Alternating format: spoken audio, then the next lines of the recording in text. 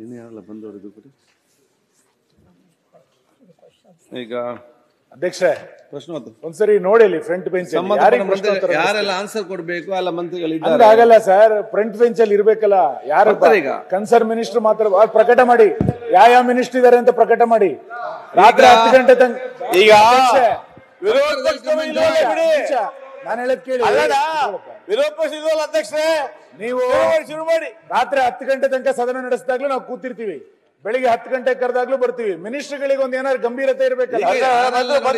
ಬಂದ್ರು ಎಲ್ಲ ಬಂದ್ರು. ನೀವು ಇದಕ್ಕೂ ಆಡಳಿತ ಪಕ್ಷದ ಪರವಾಗಿ ನಿಂತ್ಕೊಂಡ್ಬಿಟ್ರೆ ಸಂಬಂಧಪಟ್ಟ ಹಾಗೆ ಈಗ ಮಂತ್ರಿ ಬಂದಿದ್ದಾರೆ, ಬೇರೆ ಬಂದು ಜಾಯ್ನ್ ಆಗ್ತಾರೆ. ಆದ್ರೂ ಯಾರು ಇರ್ಬೇಕು ಅಂತ ಪ್ರಕಟ ಮಾಡಿ.